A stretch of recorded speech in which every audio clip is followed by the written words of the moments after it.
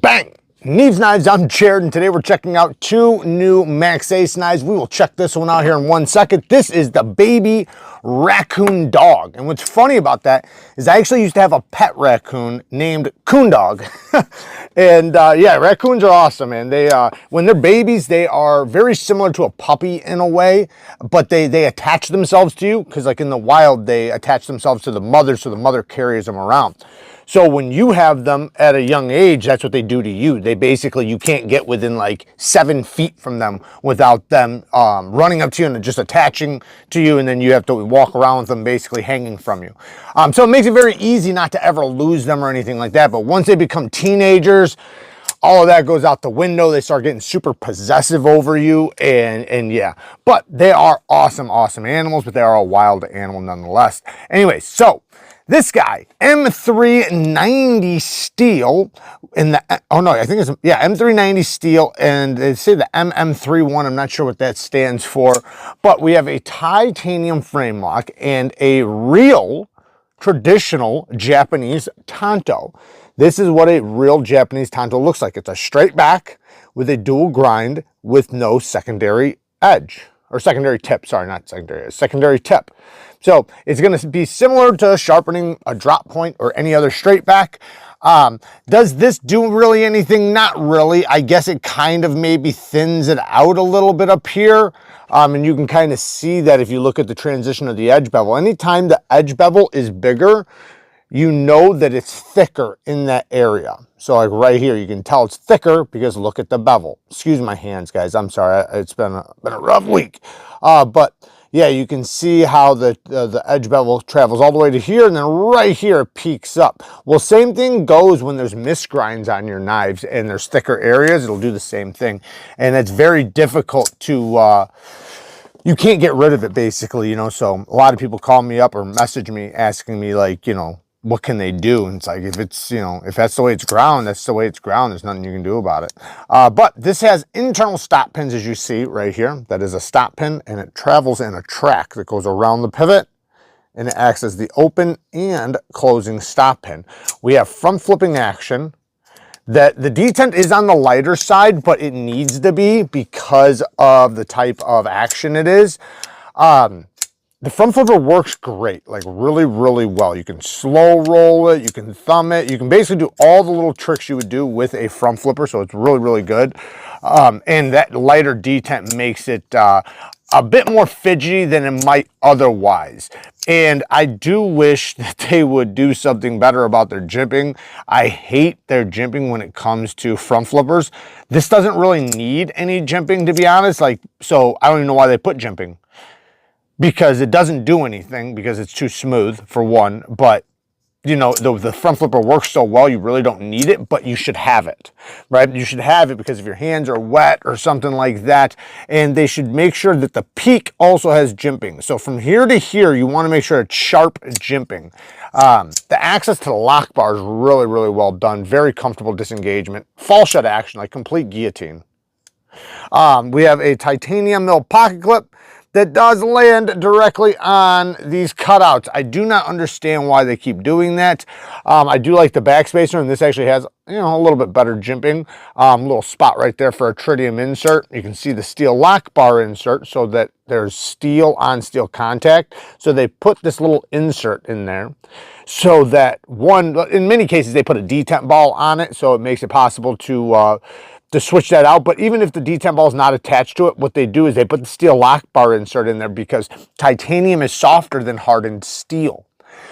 So in order for the steel to have contact with a surface that's just as hard or at least similar hardness, they put a steel lock bar insert. So now you have the strength of the titanium and all the other qualities of titanium with the wear resistance of steel, which is always a great thing. It can prevent lock stick and so many other things.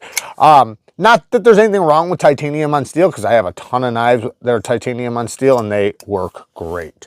Now, a couple things. One, their M390.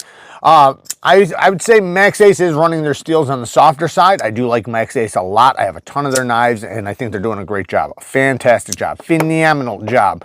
But their HRCs and their steels are on the softer side. They go to more of the robust side more than the slicey side. They do have a couple knives that are extremely slicey though, don't get me wrong.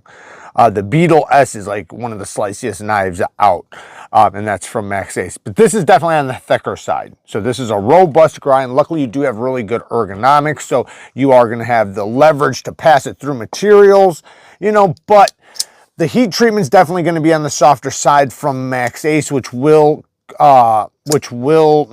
make the edge retention go down. So with the thickness of the grinds, thickness of the edge, plus the softer heat treatment, I don't expect this to get the best edge retention when it comes to M390. But, you know, hey, it's still M390, so it's still going to do, you know, pretty well. And for most people's standards, they probably won't even notice the difference. But if you're a sharpener, right? If you're a sharpener, you'll definitely notice the difference. Next negative is where the clip lands. I don't know why they put the clip on top of these. That's so dumb. It literally makes it so hard to put it in and out of your pocket. And, you know, when you're talking about expensive knives, you know, most of the guys carrying these knives are going to be wearing jeans. They're going to be wearing, you know, regular jeans. So they're not wearing slacks, which might slip in and out like a gentleman's knife, but that's not who's carrying these. So other than that, the only other thing, sharpen tool and plunge grind could be better. They have a tapering plunge grind. You can see it hits. You can see it's smiling already. It's already starting to smile. You can see the bevel, how it's bigger right here. So that will get way worse after the next sharpening. All in all, cool knife for sure. But it definitely has, you know, some drawbacks. Now this one is another Maxace, the Maxace Nebula, right there, Nebula. And it has this white Cerakote, I believe it's Cerakote, coating over the blade and all the hardware and backspacer. And I do gotta say, it looks pretty cool. It does look pretty cool. I love how narrow this is and how the blade completely sits perfectly inside the handle. You can lay it flat on its nose. And, you know, that makes it to where it's very slim to carry. The front flipper, again, we'll go over the materials in a second. The front flipper, again, works phenomenally. They do a really good job with their front flippers. I do, again, wish that there was jimping that actually worked. But the leverage is so high right there that you don't even need it. Like, you can do basically everything very easily. I can even actually flip this right here, because this is the lock bar, or sorry, not the lock bar, the lock face where the lock bar engages on. If you look right there, that's right there. So it actually pops out just ever so slightly, so you can get your finger right on top of it and kind of give it just a little bit of wrist pop, and it'll flip right out. I know that wasn't intentional, but you can do it. The geometry is definitely a little bit better on this one, but yeah, it's definitely better on this one. There is no but there. The blade steel on this is MagnaCut steel. Again, I'm pretty sure they're going to run it on the softer side, which MagnaCut under 62, I don't know exactly what they're running it at, but this is what I'm going to say. If it's under 62, it's soft for MagnaCut. I would say 63, 64 is what we want. That's going to be in the optimal range. But even if they can get it in 62, I'm happy with that. But when you get under 62, when you start talking about 59, 60, 61, the steel just doesn't perform. Especially when you get in the 60 and under range. I'm talking about, like, it feels like a complete different steel on the stone. 100% different steel. And the performance just tanks. So, now the toughness is there, and it's still a super tough steel, and it's still going to hold an edge. I don't want to make it seem like it's junk at that HRC. There's definitely places for it. You know, like if you're talking about a fixed blade, a chopper, a machete, or a hard use fixed blade, yeah, you probably want to run at 60, 61, or whatever. 61, 62, I don't know. But when you're talking about a folding knife, you're looking for maximum performance and edge retention and sharpness and all of that stuff, not toughness. Toughness is the lowest thing on the totem pole when it comes to a folding pocket knife. And if you want toughness, get it out of the geometry, kind of like they did with this guy, right? Super thick. I mean, that's going to be a tough blade, even in M390. I bet that this blade is probably going to be tougher than this one. And this is a way, way tougher steel just because of the geometry. I mean, I know it would be. But anyways, the access to the lock bar, they did not cut it back, but they do have traction on the front, and it actually does work pretty well. Again, you can see the steel lock bar insert in there. Hanging on to that D10 ball. Titanium mill pocket clip and backspacer, both with that Cerakote. It is riding on ceramic cage bearings. Both of these knives that we're running on ceramic cage bearings. This one's not fall shut like the other one, but still very, very smooth and nice ergonomics. The clip is a bit... It's on the, I hate when they put clips on the spine or on the front edge because that's where your fingers wrap around. This one's not as bad as if it would be on the spine, so this is okay, but I do notice it a lot. Like, you 100% notice the clip just wrapping your hands around it. This is going to be a good one for cutting basically in any direction because of these neutral handles. It makes it to where it's super, super versatile as far as ergonomics go. Now, as far as negatives go, you know, we already talked about the steel. If it's on the softer side, that's definitely a negative in my book. Will it be fine? Yeah, it's going to hold an edge. You'll be able to sharpen it, you know, but it definitely brings down the edge retention. And seeing as how this is a little bit thinner, I would have liked to have seen, you know, better. I'd like to see the best performing edge and, you know, retention and sharpness as possible. The next negative is again sharp control and plunge guide. This one's better than the other one for sure. So actually, you know what? I'm just going to give this one a pass just because they have made this mistake so much that just them doing it, like you can't even see it because it's white.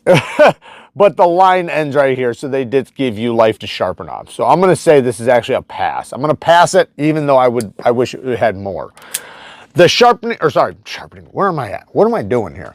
The clip, again, you know, I don't like that it's on the bottom, and I don't like that it lands where it lands. Because now when I go to pull it out of the pocket, my pants are gonna bunch up in that little corner right there. You never want the clip to land on the cutout or directly in front of it. You want it to be away from it, on the side of it, way over it. Something like that. When it lands right there, it makes it difficult for your pants not to catch right there. So that is definitely something that can be prevented. And when you continue to do things like that, I love Maxace, man, but when companies continue to do certain things over and over and over and over, even though it's been called out and even though it's been a long time and you're continuing to make new designs with the same issues, it makes it seem like you don't care about the end user. And I don't care if you think that the people that buy these aren't really using them or whatever. That's a very horrible statement to say to the people buying your knives, because a lot of them tend to use it, and if they don't, they expect it to be useful and to work and function. One of the worst things is a clip that just drives you nuts, that tears your pants, that is an issue putting in and out of the pocket. You want a knife to be very easy to get out of the pocket, get into action, and close up one-handed and put back in the pocket. You don't want a bunch of frustrations of that. The tension is good. I mean, there's plenty of room underneath. I like it that it's a nice broad, big clip. It would be an amazing clip if not for this cutout. Other than that, though, the only other thing, you know, maybe there could be a cutout right here for the lock bar, but it does function just well. So, you know, that's something I care about, but maybe not everybody else.